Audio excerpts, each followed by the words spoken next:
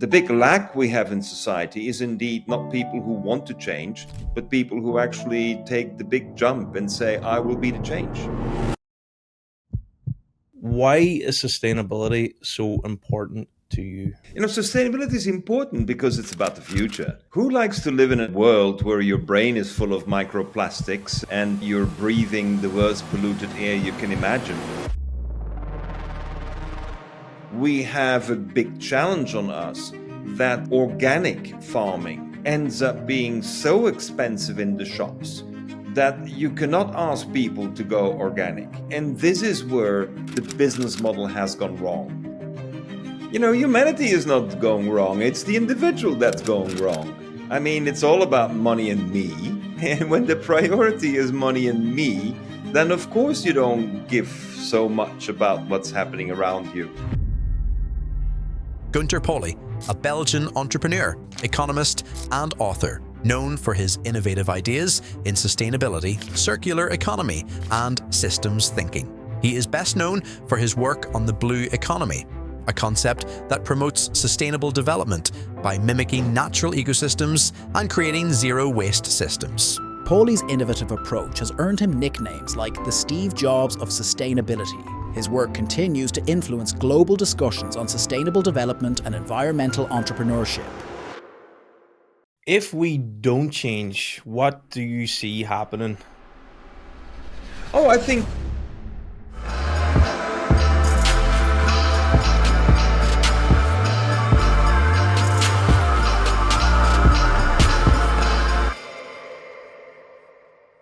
Gunter Pauli, a pleasure to have you. How's things with you today? good day to you, Ryan. How is everything with you?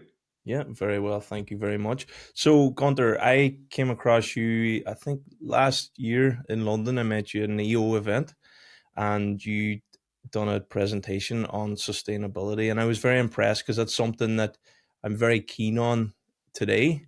And I wanted to start by asking you, why is sustainability so important to you?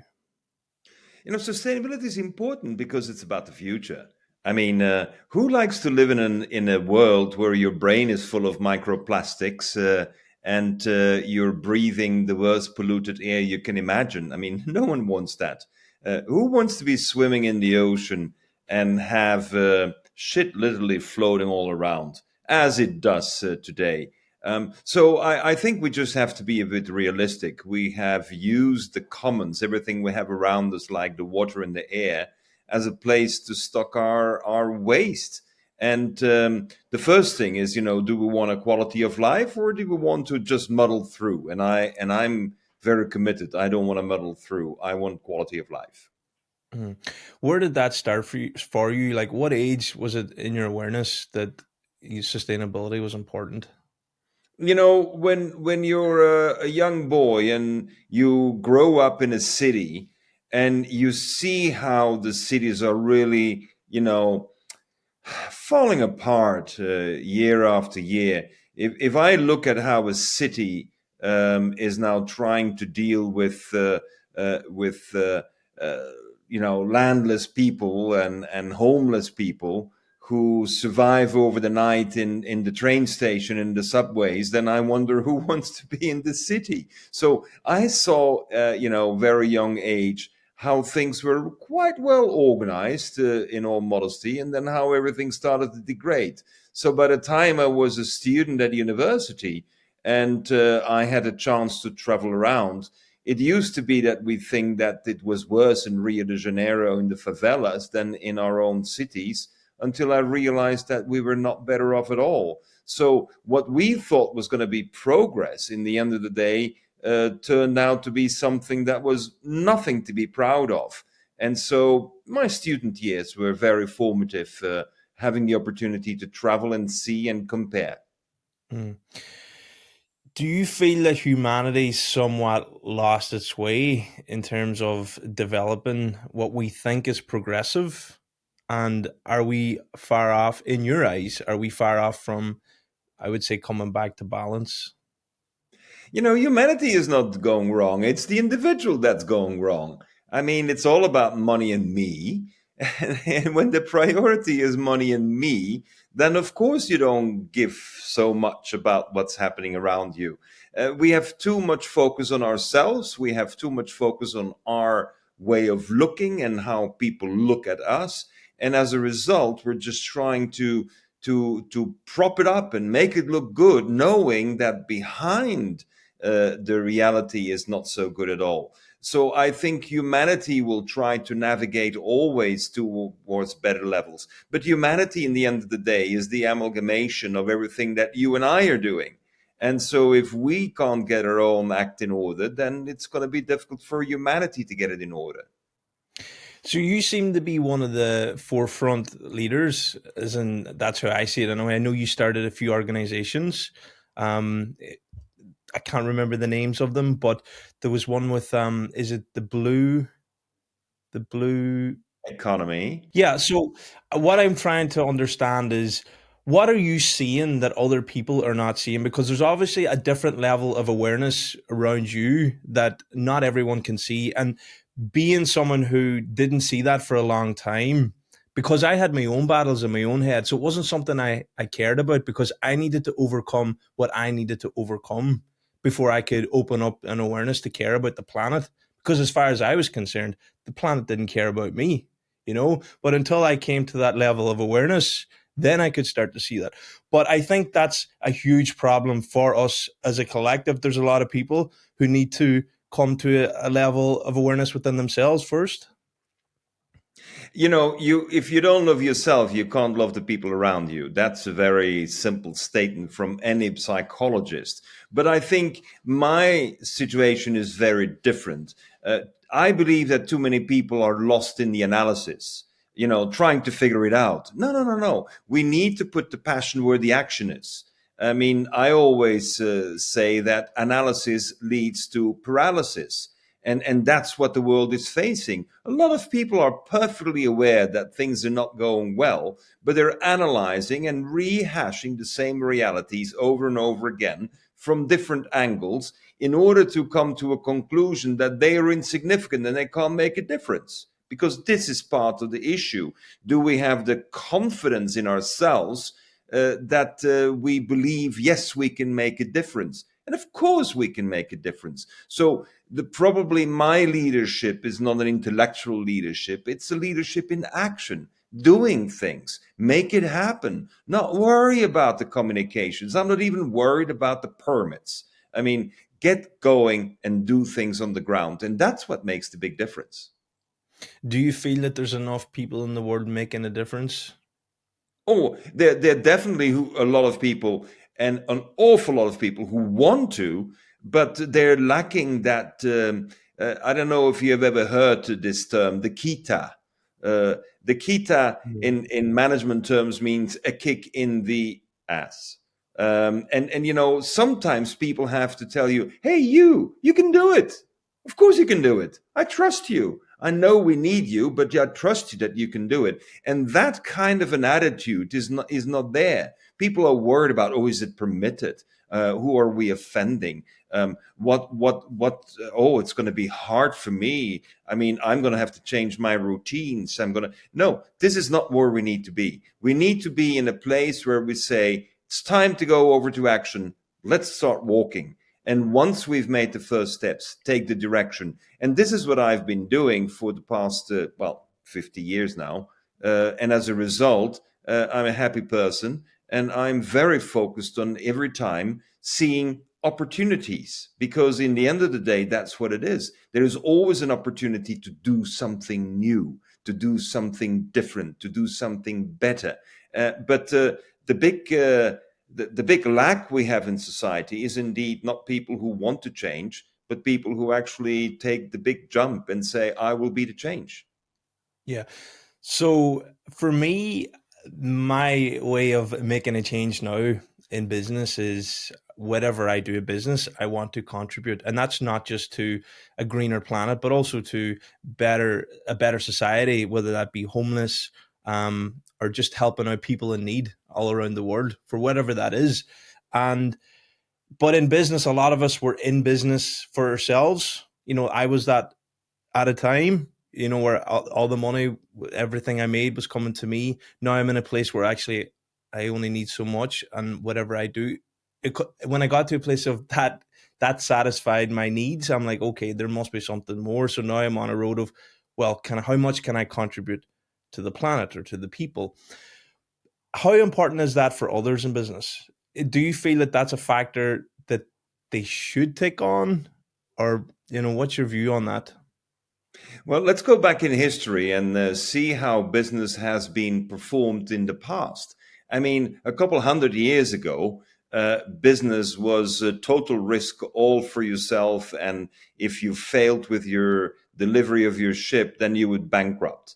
And then humanity invented something very, very interesting, the limited liability company. I mean, this was a revolution.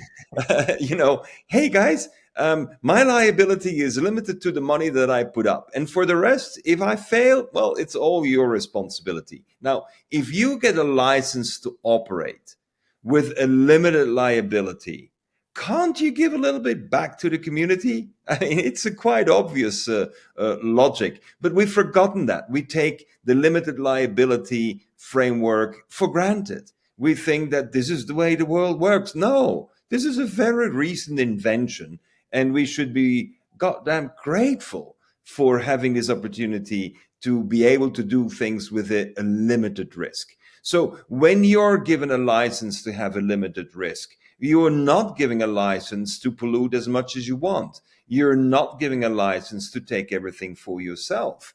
And here is where the world went to a very different logic when about 30 years ago, a judge in the United States concluded that the purpose of a business is not to serve humanity, is not to serve the environment. It was to maximize profit. Now, that was a revolution in its own. And for some reason, all the masters of businesses from around the world all started pumping in the brains of young people that when you create a business, it's to maximize profit. Now, if you are taught that your purpose of a business is to maximize profit, of course you're going to cut corners. Of course you're going to cut corners. I mean, it's the purpose. So that is where we have gone wrong. And I believe that unless we change the framework of doing business, we are going to continue with this obsession to maximize profit. And the damage that we cause, well, that's for the others to pick up. And unfortunately, that has been an attitude that has made it quite difficult for others to take the position, I want to contribute. Fortunately, the past 10 years, there is a new initiative which is called the B Corp.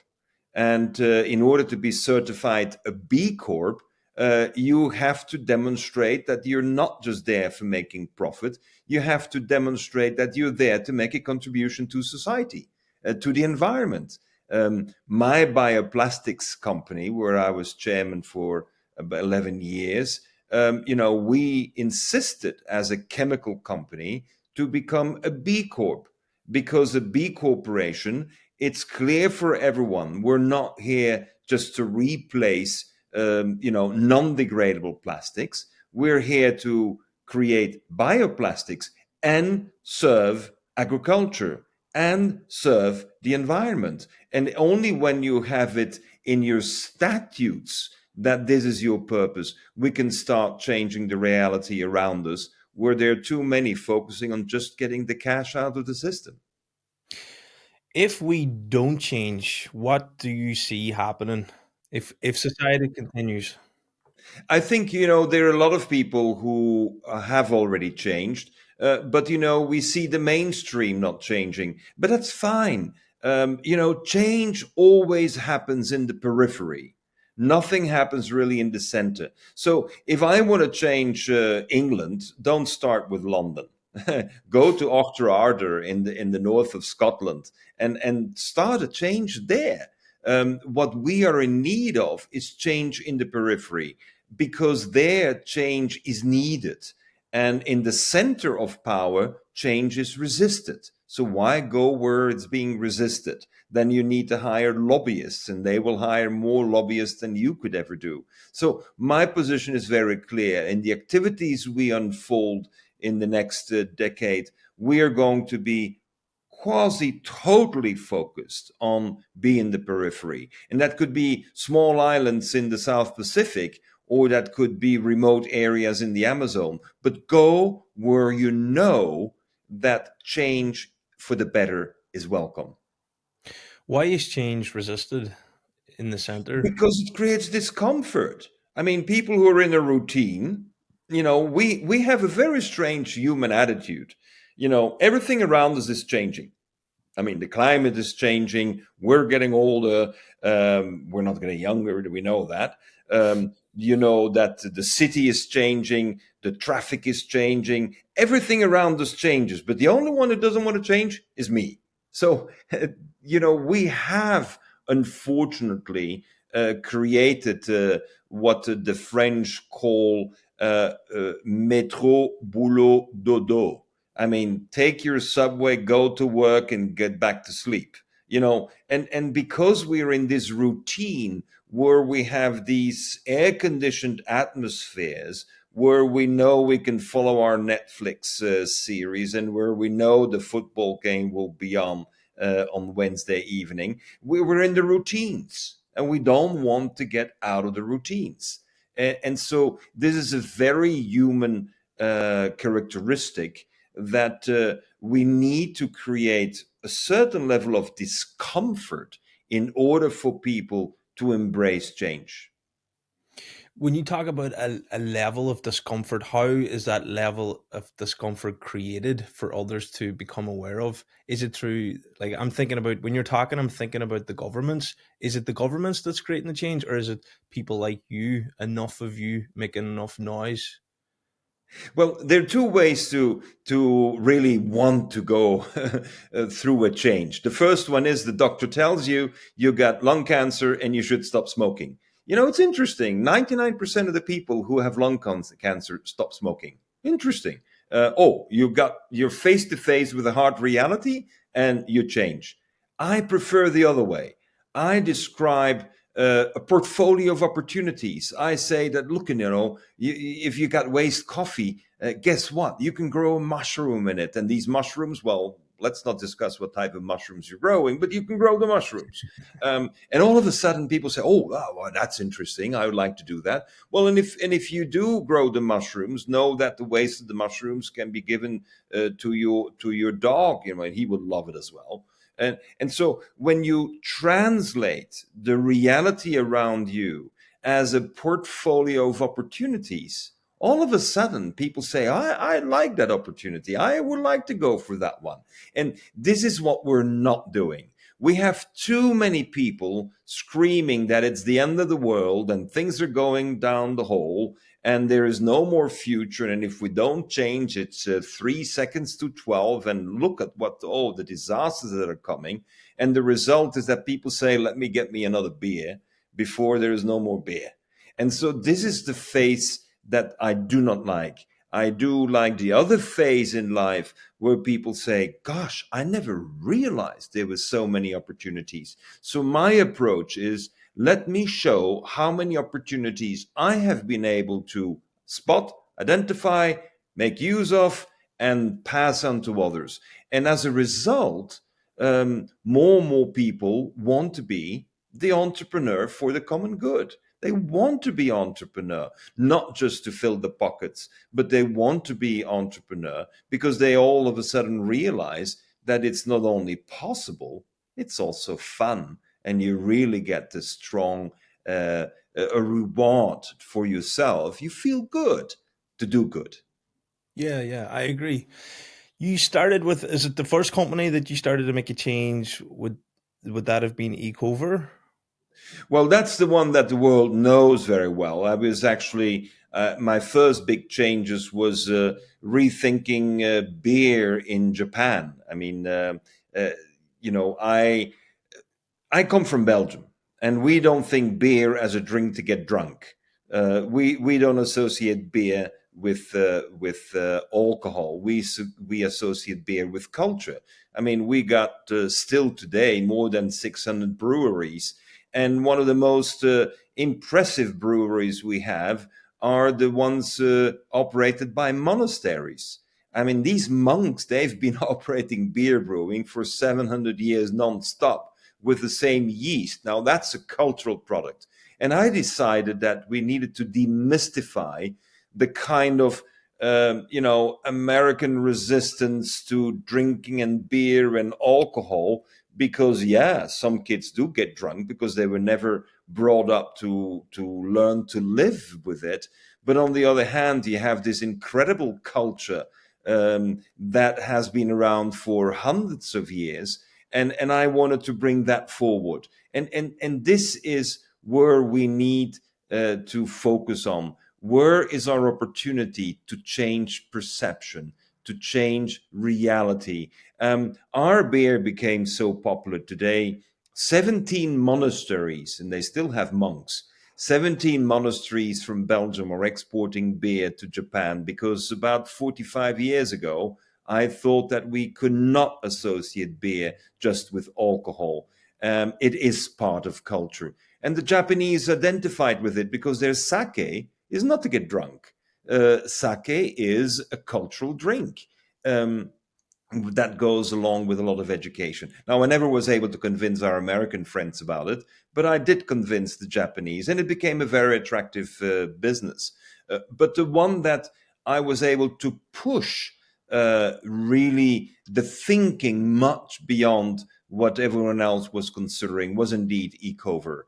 And Ecover was a small family enterprise that was suffering to survive, and I was invited to the board and then invited to take over the business. And my first decision was that we had to go full speed on the building of an ecological factory. I mean, how can you have a factory that wastes energy and wastes water and has a lot of waste to depose? And so I decided that I was going to have a zero emissions factory. And it was quite interesting because everyone thought that I was a bit cuckoo. I mean, it didn't make sense. Why don't you use the sewage system to which you can have a connection? And I said, no, I will not have a connection to the sewage system because I will recover all the water from our factory. And they said, but why? Oh, because I want to pump it up on my roof. Why do you want to pump water on a roof? Well, because I have a grass roof.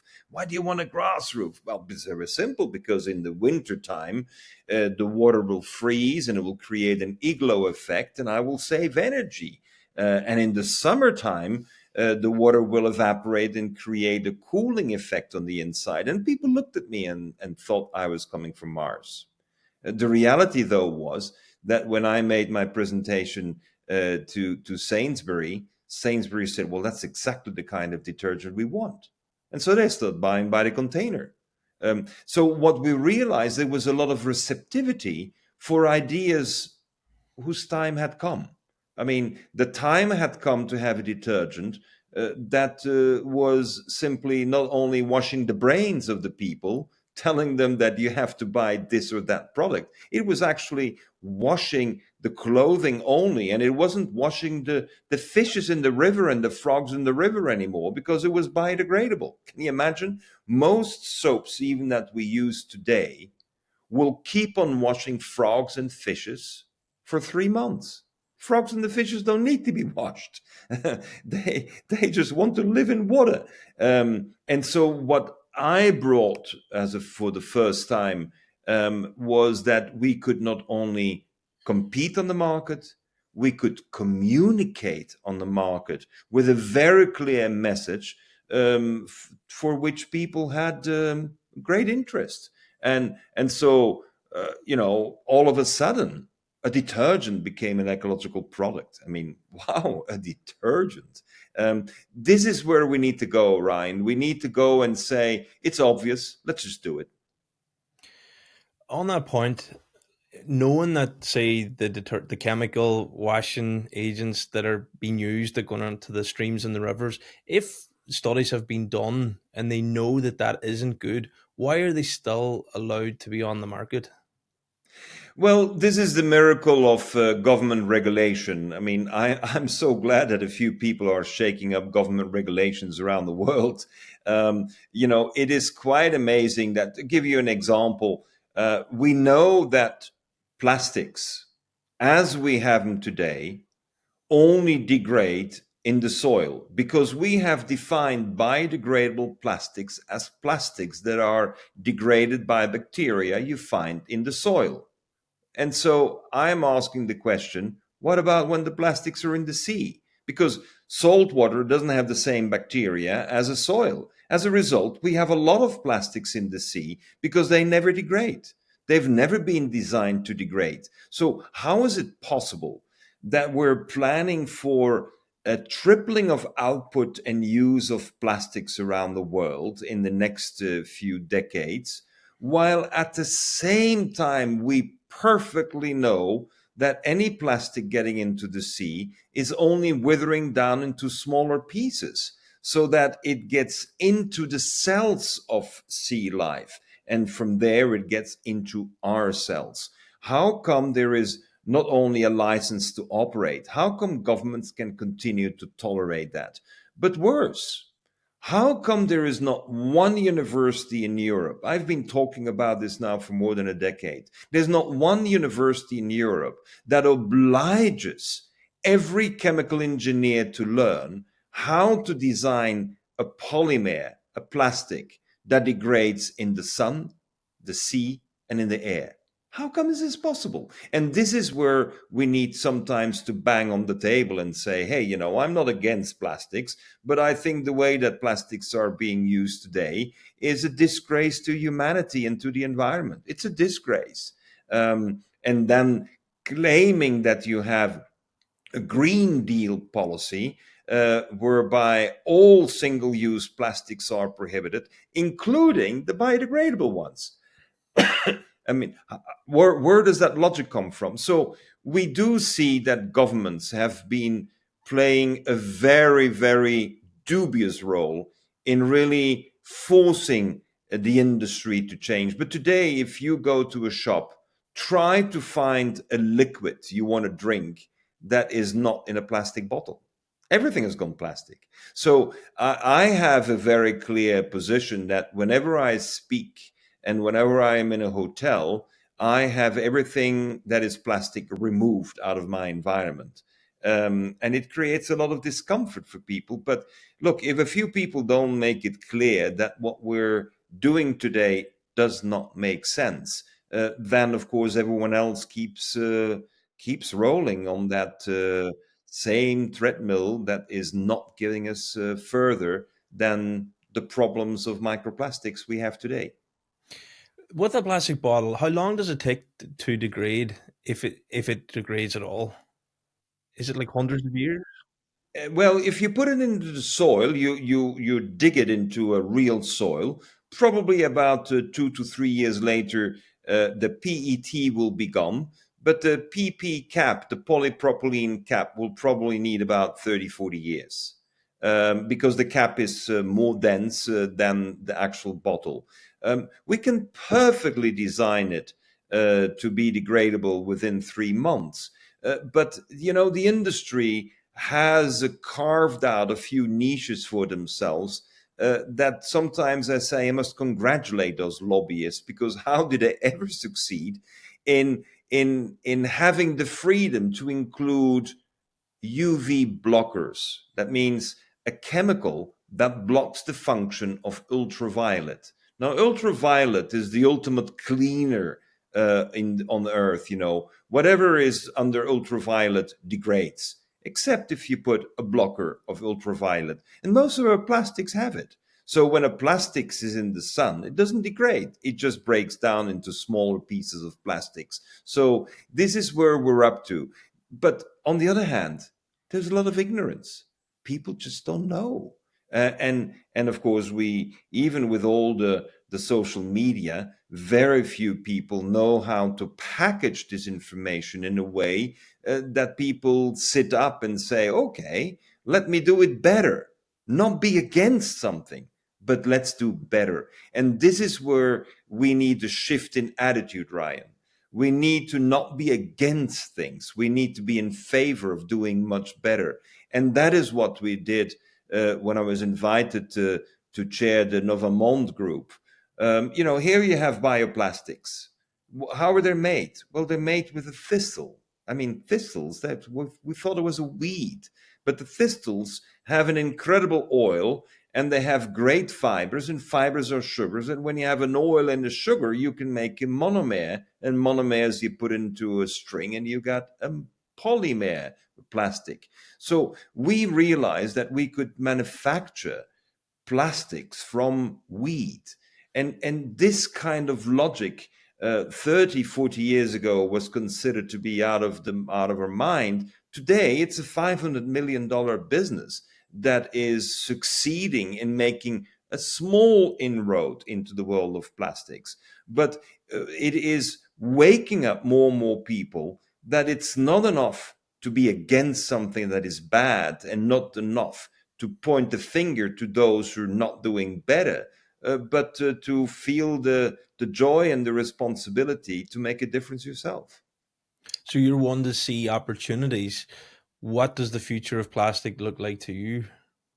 Well, to me, we have to go for a series of applications that are really mind-boggling, really changing the way we see reality. I see, first of all, an elimination of all the water plastic bottling. I mean, this is a disgrace. When you say elimination as in collecting from all the rivers and the oceans?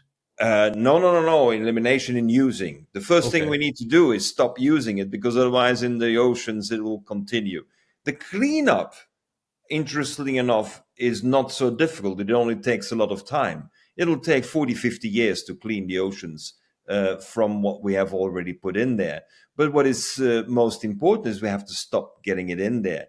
And the promise of recycling hasn't worked because we have made molecules that don't degrade in the seawater. It's as simple as that.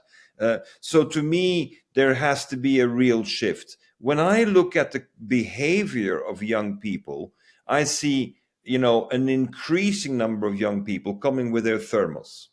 They carry their thermos and they will not have the plastic anymore. There you go. Thanks, Ryan. I'm so happy to see that. So this is a detail, but this is where the change happens, is the thermos. The thermos is going to be the first big step. The second big step is that not just that we have a biodegradable product, but that the product we're making is replenishing the soil. Now, that's where the shift in thinking comes. If you want to change the world, you don't say, let's just change the world. No, you have to come with something that is promising, that looks visionary, where people see that it's going to take work, but we're going to get there, and we will get there. What we did with plastics is basically rethink agriculture. Because plastics should be an intermediate way to replenish the soils. Let me explain it. When you can make a plastic from a weed like a thistle, this purple flower, and you turn it into a functional use, like a plastic bag you use once and then you can compost it, then you have a composted plastic which will enrich the soil. Now, this is a different way of making plastics, because our purpose, as we had written it into the Novamont's charter, is that we're not going to make plastics. Our goal was to enrich the soil. Now, this is how, Ryan, we can include the grand objectives for society into our business models. So the business model from the beginning was not plastics, but it was replenishing soil. And of course, people in the beginning were laughing at us and said, what do you mean? With plastics, you're going to replenish the soil? Yes, but not the plastics you're using today. And then the question is there enough available?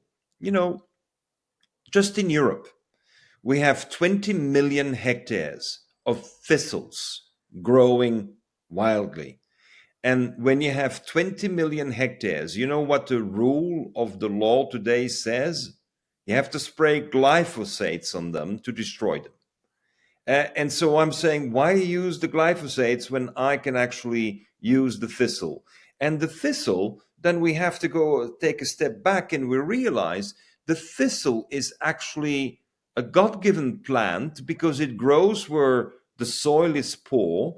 They grow for 7 years, it's a perennial, and after 7 years they die off and their roots will enrich the soil. So they're not a weed. They're actually a strategy of nature to replenish the soil that we have, emptied of carbon. So when that kind of interconnected wisdom becomes available, that is when we can have hundreds of thousands of people understanding how each one can make their contribution, and as a result, create a new plastics industry. It's funny that you say that they're looking to destroy it. They see it as a weed, but so many of us are conditioned to see anything that's where they don't want it to be as a weed, that it shouldn't be there. But I do understand that whatever's growing there is growing there for a reason. I assume it's to replenish the soil. Well, nature, it's exactly nature. When we have a depleted soil, there are very few plants that have the chance to grow there well. So, of course, the first reaction of the modern day thinking farmer is, we'll put in a lot more fertilizer, and the plants will survive. But the plants need to take out the minerals, and after a while, the carbon is gone. And when you have no more carbon, you have no more life in the soil. So carbon is life. And so what the plants do, the thistle does, is that the thistle will have a network of roots going through the system, hardly surviving, crowding out everyone else because the others can't survive. And after 7 years, just die off and let the roots become carbon again. And what we have noticed is that we can do the cycle for 7 or for 14 years. And after 14 years, you have a very fertile piece of land you can give back to the farmer, thanks to the thistle. But in the meantime, we made more money by selling the plastics than by receiving subsidies from the European Union not to farm. Mm. You also mentioned fertilizer. That's a common tool that a lot of farmers use in Ireland. It's very Yep. common. Is that good for the soil? Because what I see is when fertilizer is used, the grass is very green. There's a lot of it, but you can tell that it's a little different. But is that what we should be doing? So when you have a fertilizer, we always refer to the NPK. We've always referred to the key core ingredients. What we need in the soil is carbon. I mean, this is why when you see a picture of someone taking soil and they're letting the soil go through their hands, the big question is, how much of the soil looks black? Carbon is black.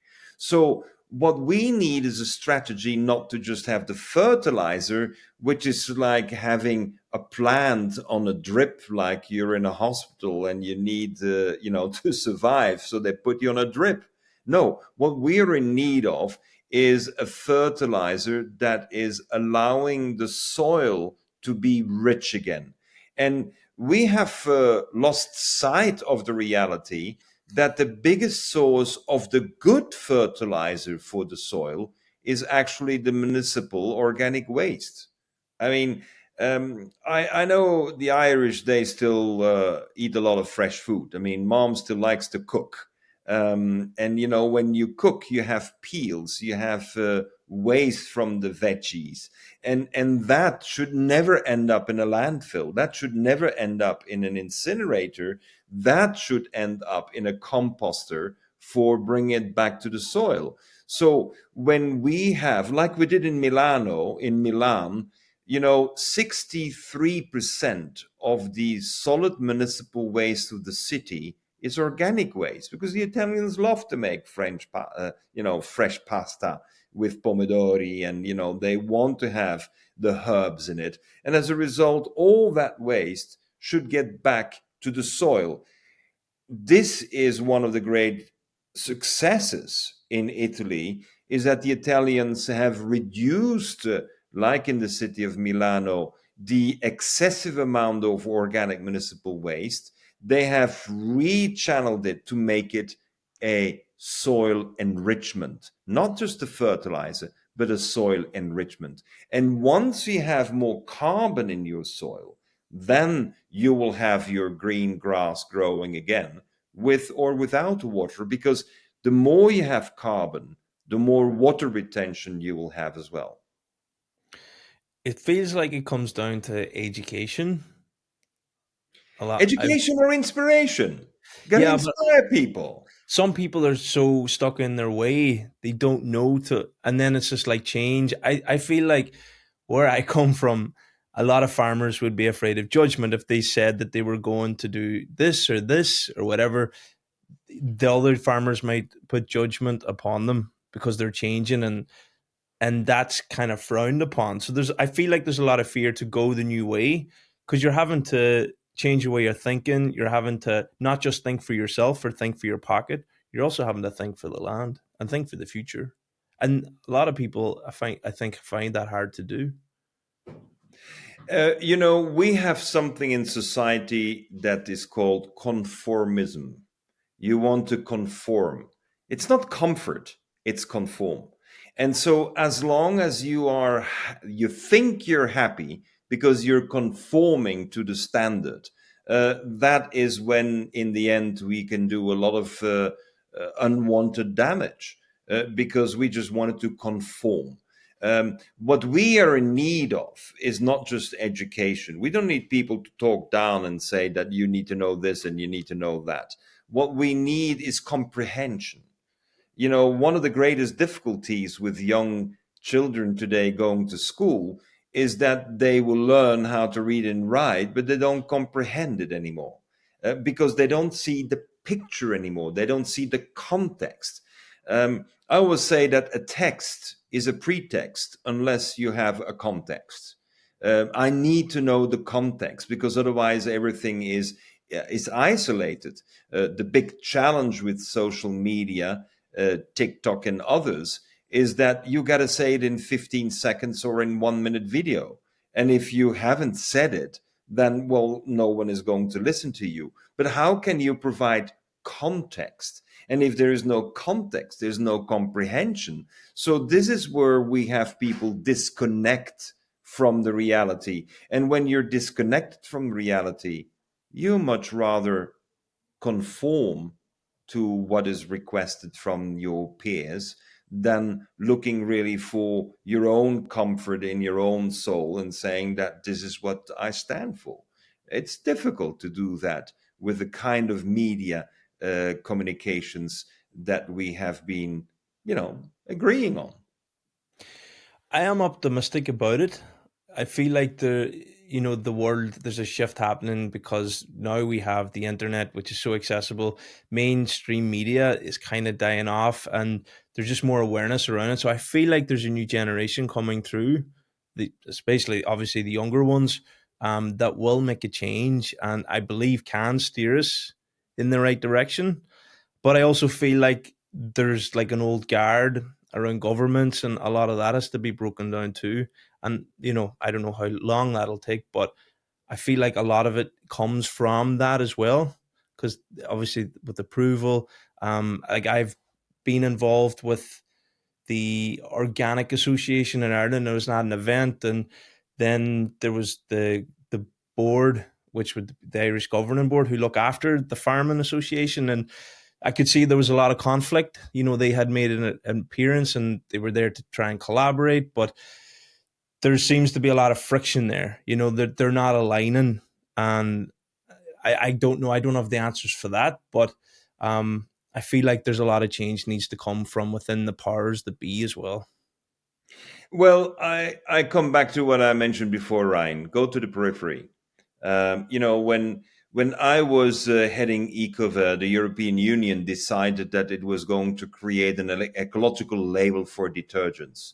And when I saw the description of what they would call ecological, I said, that's not ecological at all. That's 50% of the market, which is everything but ecological. So I created a new label. And of course, it was very much disliked by the European Union, but 17 producers agreed on a label that was about 3,000 times more better biodegradable than the eco label of the European Union. So, how do you reconcile that? Well, you only reconcile it by having a lot of people on the ground using the product. It's not talking about it, it's doing it. And this is why the whole initiative with Ecover was a game changer, because we succeeded in getting people to use the product. Today, though, we have a big challenge on us that organic farming, the biological farming, ends up being so expensive in the shops that you cannot ask people to go organic. And this is where the business model has gone wrong. I mean, I can make organic farming much cheaper, but we have stuck to the same business model. And this is my main argument. Don't blame the politicians. Don't blame the universities. Think about the business model that we are applying. So if I have organic coffee, which of course is a label that will cost me more money, but if I have organic coffee, then the waste of the coffee will give me twice as much mushrooms, because mushrooms are highly sensitive to the chemicals that are used to kill the pests and to kill the herbs. So as a result, my higher price for coffee is compensated by having double the amount of mushrooms. That's interesting. Unfortunately, there are in Europe, I only know about 60 coffee companies that also do mushrooms. The other 12,000 don't do it because they have been told they should focus on coffee only. They're in the coffee business, not in the mushroom business. And as a result, we need to have those very concrete examples where we demonstrate that as a system, organic produces much more. Because when you use the chemistry, then there will be less bacterial life, there will be less fungal life, there will be less microalgae, and as a result, your productivity drops in the other areas. You can have more beans but less mushrooms, and you have less microalgae. Now, a product that probably you know well, like spirulina algae. The spirulina, it's a great rich algae in beta carotene and vitamins and minerals. Well, if you grow it organic, you have about double the amount of product than when you grow it based on non-organic materials, because nature is sensitive to the chemistry that is being used. That's one of the reasons why when you have a pesticide used, you most likely have no more bees. And if you don't have bees in the ecosystem, you're going to have to get the bees from somewhere else. So I think that we need to break two things. First of all, we need to break the present standard that whatever is organic or bio is more expensive. It doesn't have to be. Second, then that is more of a bigger concept, is that why, if I do things natural way, I need to be labeled saying that I'm doing it naturally? Why are the other companies not labeled saying that we're using all these chemicals? Because I think it's nice to know that I'm organic, but I think it's also very interesting to know what are all the chemicals that I will find in my food, which will most likely deter me from buying those products, because if there is transparency. But today, the world has decided that those who are natural need to be certified, and those who are unnatural, they can just act as if they are the normal ones. Then on that point with it sounded like you said having a business model that is like a multi-business in some sense. You Yes. create the coffee, but then that creates the mushrooms. So that's one industry. Yeah.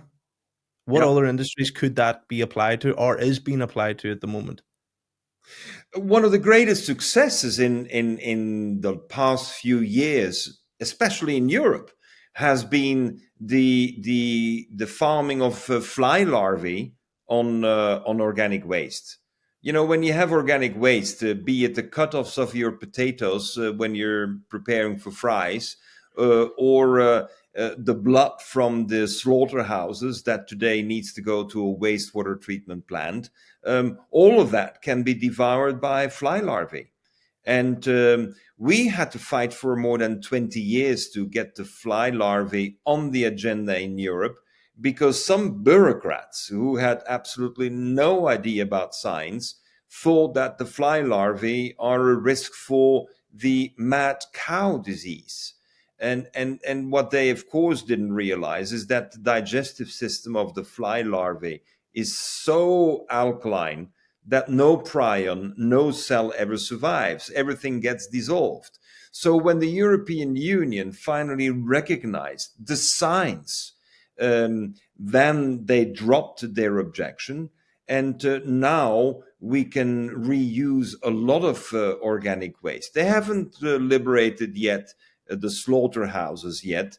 And that's most likely because there's some people making an awful lot of money on destroying, on burning, on incinerating the slaughterhouse waste to avoid the mad cow disease. But in countries like Argentina, Brazil, Chile, in South Africa, we are perfectly on track, creating the local production units where slaughterhouse waste is transformed into protein through fly larvae. And it's an obvious one, because that's the way nature designed it. I always say, when you're in doubt, have a look on how nature deals with it. When when there's an animal dying and there's a carcass laying somewhere around, within a few days it's eaten. It's not by the birds; it's the flies who lay their eggs in there, and the fly larvae. I mean, I don't know if you know the number, Ryan, but when you have an egg of a fly, within 4 days, that 1 kilogram of eggs turns into 375 kilograms of protein. 4 Wow. days. I mean, hey guys, who's more productive? I mean, would you like to do it with GMO and genetic manipulation? And would you like to try that? It's not going to work as good as the fly larvae do. And this is what we need to look at. Now, a country like Argentina that is in a major economic crisis today, one of my students, Francois Nollet, he set up there the fly larvae company, and they're transforming the local organic waste into protein for animal feed. But what are they competing against? Well, they're competing against the overfished sardines. So we're overfishing sardines for their protein, and now we can deliver protein delivered to us by fly larvae. Wow, this is the way we like to think business runs. I'm doing good, but I'm doing good business. I'm using a waste stream, but I'm saving the sardines in the Pacific Ocean. In terms of our health, then, eating chemically enhanced food, how does that affect us? You know, we have no idea today, really, first of all, what is in the food. I mean, no one has apparently the right to know in detail what has been used to get to the food that we have. That's problem number one. Second, if we do know, no one has been looking at how it all works together. You know, it's very interesting that companies say, oh, but, we can tolerate, a little bit of toxin. It's under the safe limits. We don't go over the safety limits. Yes, but that is only when you're eating an apple. I mean, how many apples have you lately eaten that haven't been, been put into a wax made from petroleum most of the time? Would you like to bite into an apple that is made and protected for longevity and freshness by using petroleum? That's why we prefer to peel the apple. On the other hand, we know that the best nutrition of the apple is right under the peel, so we shouldn't be peeling if we want to have the nutrition of the apple. Now, we have industrialized apples to the point that an apple today has 40 to 60% less minerals and nutrition in it than it used to have, because the apple trees have been beefed up to be having a ton of apples a year. They are planting more apples on less land, and as a result the soil cannot regenerate, and as a result the apple doesn't keep the doctor away anymore, because the apple doesn't have the nutrition anymore. This kind of situation leads me to another major theme of our initiatives, that is that we should stop buying food by the kilogram, but we should start buying food by the nutrition it contains.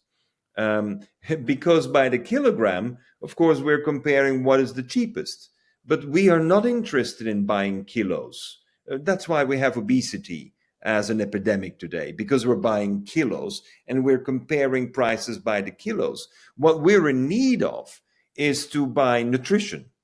And nutrition, not the way Mr. Bill Gates sees it, that everything is in one little rice kernel. I mean, he can genetically modify the rice kernel, that the only thing you have to eat is a bowl of rice.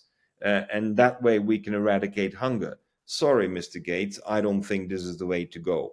We should go the way that the Japanese and the Chinese have imagined food. And they're very particular. Next time you go to a Chinese restaurant or a Japanese restaurant, Ryan, have a look at the colors you have on your plate. If you have a good Chinese or a good Japanese meal, there will always be 7 different colors on your plate. 7. Because if you have the 7 different colors on your plate, all colors of the rainbow, by coincidence? I don't think so. But the 7 colors of the rainbow on your plate allow you to have all the minerals you need every day. Oh, that's a smart way to look at food.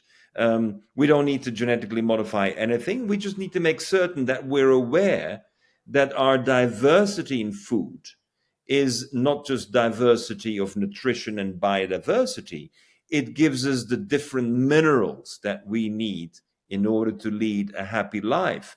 Because it's not our stomach that needs to be filled with nutrition.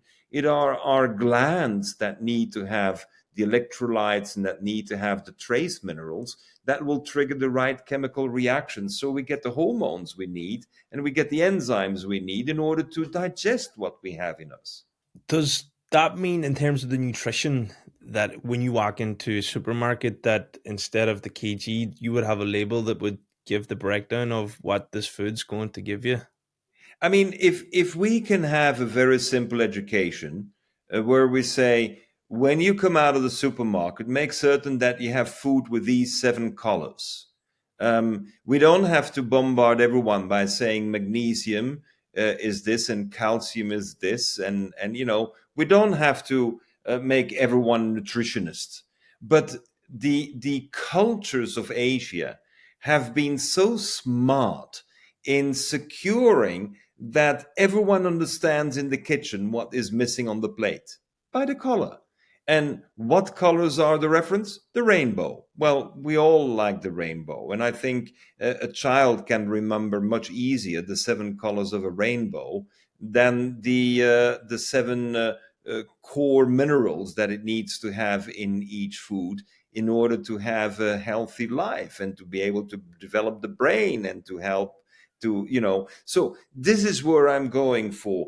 Can we also have in the supermarket, when you're buying your coffee, next to the coffee should be dried mushrooms from the coffee? We realize that, when I'm now at home, I can do mushrooms with my coffee. This kind of connected thinking, we call it systems thinking. We call it systems thinking, is what we're in need of. We need to start not focusing like Descartes has forced us to do. Descartes was saying, focus on one thing. And no. Life is not one thing. The web of life, as my friend Fritjof Capra described it, the web of life is this interconnectedness. And sometimes it takes a while to really understand that interconnectedness. But once you get going, you have a discovery of these extraordinary things that we have never even seen or understood before. When you talk about interconnectedness, can you give me your definition of that? I suppose I have my own, but I'm curious to hear yours. Interconnectedness is the unending relationships that we find between everything that gives us life. It's unending because you always find something else. It's like just look at a tree, and the tree has leaves, and the leaves in the fall they drop, and the leaves are transformed by earthworms and by bacteria and mushrooms into humus, and the humus is a nutrient for the tree. But the humus actually is not all the nutrition you have because there's some missing. So you need birds to leave a bit of poo underneath the tree as well. And in order for the birds to leave the poo, you have to give them some food. So you better have some flowers. And you see what I'm trying to say? Once you get into that, and then you have the flowers, but then the flowers, if they got pollinated, then of course you'll have a fruit. And when you have a fruit, wow, you will need more water in the tree. And then who is securing that the tree can pump up all the water, because this is going against gravity? You see, this is interconnectedness. This is understanding the web of life, and it never ends. And once you're into it, then you realize that you as an individual, you can play an incredible role in one of these connections, because you can be the lever, you can be the trigger, you can be the facilitator. I had 30 years ago a business card, and on the business card my job was enzyme. I'm an enzyme. And people say, well, what's an enzyme doing? Well, an enzyme makes digestion easier. So what am I doing? I'm making it easier for you to digest. What am I digesting? My business plans, my business models. Easier to understand, easier to grasp. And that requires interconnectedness. Well, for me, I never felt that for a long time. And then, I had a realization that, wow, actually, I am nature. Nature is me. I'm not separate from it. But up until that point, I can't say that I cared the way I do now. But when I had that realization, it's like, wow, like I am part of this whole system. Like I am the soil from the earth. Like my body is made from the soil. This planet gives me life. It allows me to be alive, like Mother Earth. And it just changed everything. It was like there was this veil of separation. And when that dropped, and I was like, wow, everything is connected. It was just a huge shift for me, that has ultimately brought me to this conversation with you and wanting to share, what you have to share with others, because I don't know if enough people realize it yet, or, but it's led me on a deeper journey. It's just like, how can I make more people aware of like what and who we are? So let me suggest you're going to make a next step. Go. So the first step is you realize I'm part of nature. Nature is me. I'm made of soil. That's a great step. Second step is that you say, I'm now going to learn not about nature, about us. I'm going to learn from nature. Because there is an incredible wisdom in nature. One of the great powers of nature is this wisdom that is full of surprises. I mean, I'm giving you a little detail. The orca, the killer whale. Well, they communicate with two radio frequencies. Interesting. When they realize that another one is snooping onto their potentially snooping on their communications, they use a second frequency. Wow. I mean, are you telling me that we human beings, we got satellites, we got GPS, we got 5G, we got all of that, but none of that works in the water? None of our communications work in the water. But the orca already has two channels, because if someone is snooping, he has the other channel to work with. Now, that to me is learning about nature. Is not anymore learning about nature. is now learning from nature. How can we set up communication systems? I mean, the humpback whale that can communicate over 3,000 kilometers with a baby, back and forth. I mean, how do they succeed? We have sonar in the water and sonar systems, but when it's raining, it doesn't work anymore. And when there are a couple shrimps, just snapping their claws, it doesn't work anymore. So as a result, what I'm looking at is, isn't it about time we learn not anymore about nature, but from nature? Isn't it about time we're not just saying, wow, David Attenborough woke me up? No, no, no. Who are the scientists who are going to tell me this is how nature solved that issue? Just to stick with the subject of the whales, I mean, the whale has a heart, which is the biggest heart on earth. I mean, they're the king of hearts. And the king of hearts pumps 1,000 liters of blood with every pulse. 1,000 liters of blood. And it needs electricity for that. And it's 6-volt direct current. Come on, you guys, 6-volt direct current. Give me a pump that does 1,000 liters with 6-volt. And people say, not possible. No, excuse me, we got 1 million whales in the water doing exactly that. So don't tell me it's not possible. You don't know how it's possible. Could we figure out how can the whale secure that? On top of that, it works for 80 years without maintenance. We have no cases of cardiac arrests amongst whales. That doesn't seem to happen. But their heart is bathing in fat. So just to underscore, Ryan, the need for us to say, are we ready to learn from nature? Are we ready to say, well, we're not just one of them, but there are quite a few of them who have a lot up their sleeves that is outperforming whatever we have considered. Would you say that's only animals, or would you say with plants too? Oh, with plants as well. Oh my God. I mean, plants, the secret life of the plants is one of the, I mean, this is a little book that was written in the 1920s, The Secret Life of the Plants. If you go through how the plants have imagined, their procreation, I mean, gosh, what a set of creativity. So no, plants, microalgae, bacteria. I mean, give you another example, bacteria. I mean, most of the people think that we are the ones who communicate. Bacteria talk to each other all the time. They're chatterboxes. Bacteria are the biggest talkers on Earth. And we don't even know how it works. We don't even know how to interpret it. The bacteria know, and when they want to make a biofilm, then they talk to each other. They find the same type of bacteria and they come together and create a biofilm. And then they take over the body, whatever body it is. So I think we are missing humility in order to say, I can learn from a bacterium. Oh my God, a bacterium is teaching me communication techniques. Yeah, in the water, they're number one.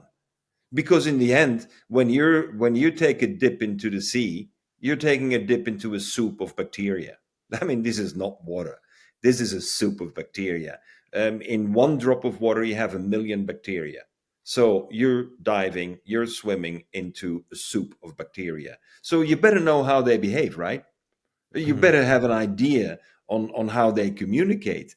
And this is where humans have been in the past century. We've been too fascinated with everything that we've been able to invent.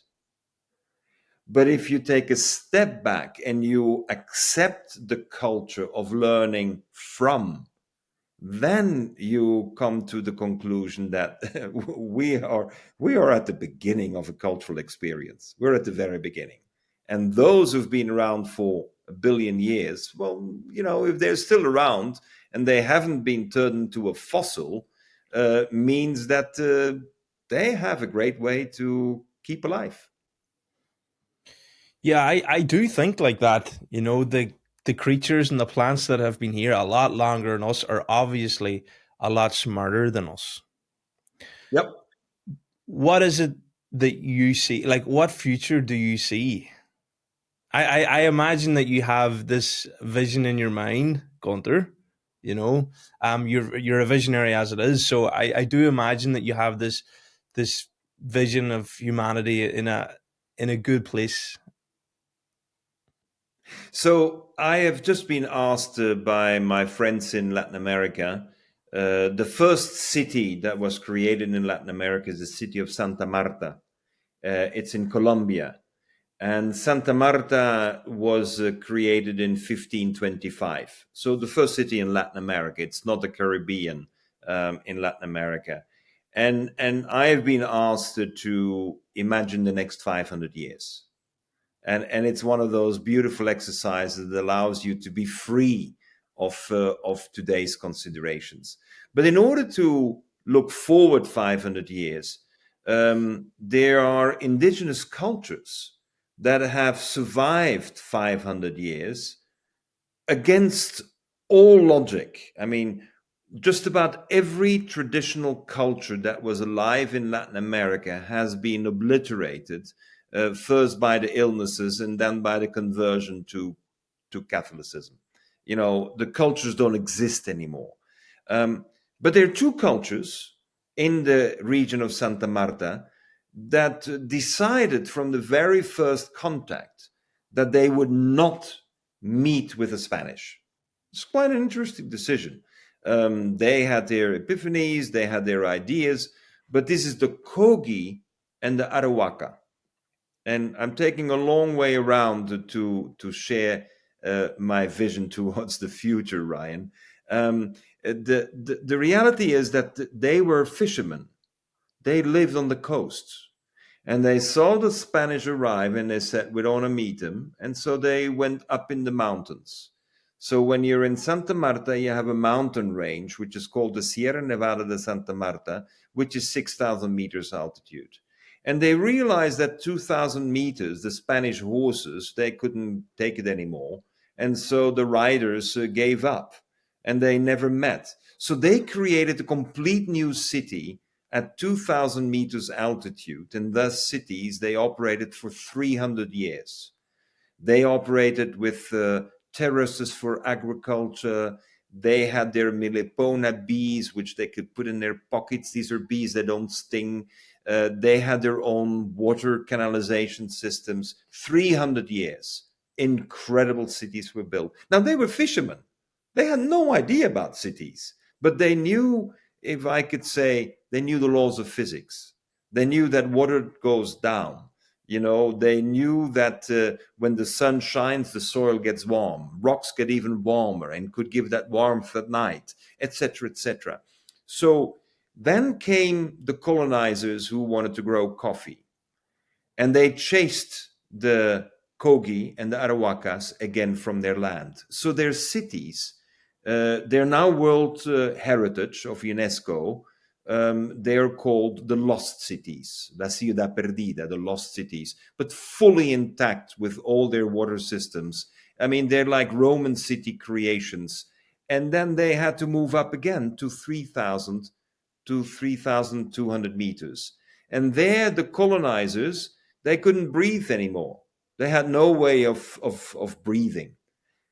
The Arawakas and the Kogis, they recreated their culture, and they're still making today their own clothing. They're fully self-sufficient.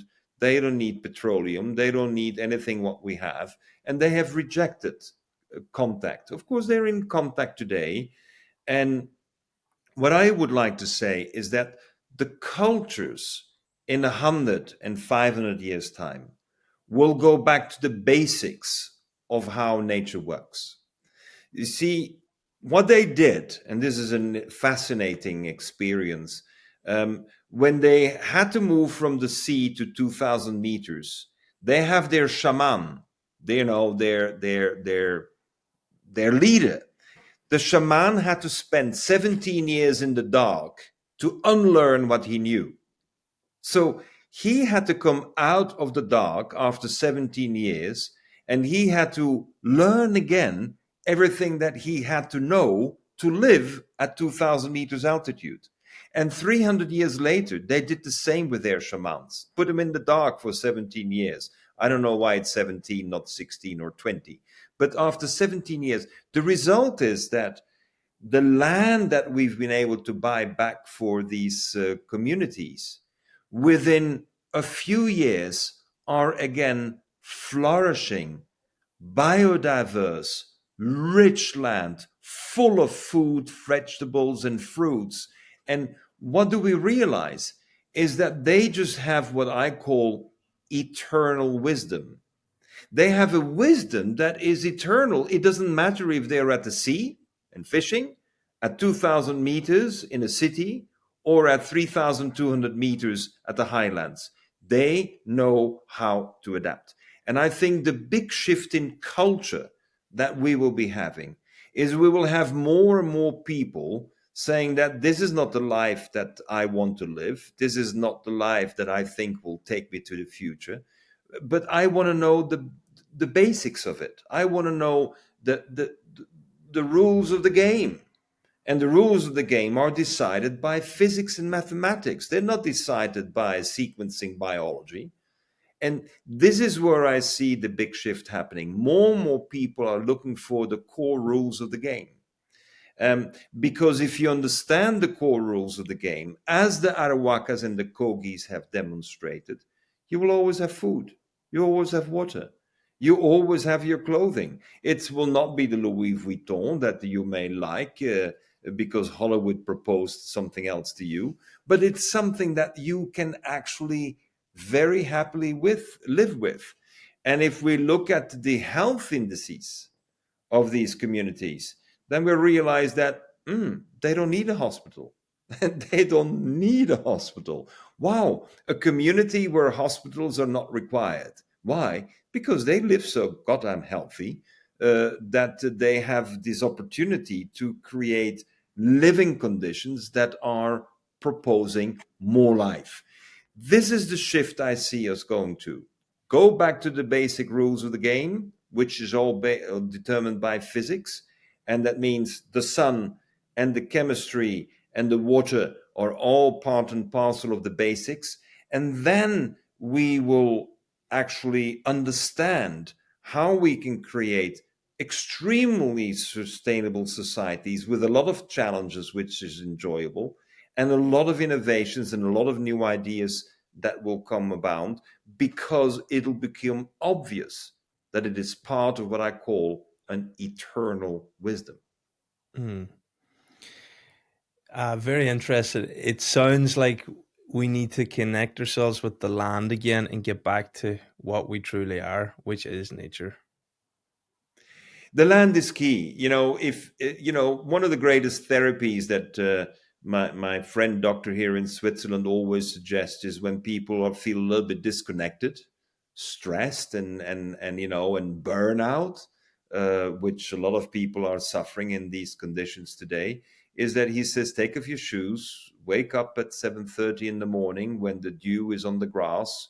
Don't worry if there's a bit of snow or it's freezing. Just walk your feet in wet grass.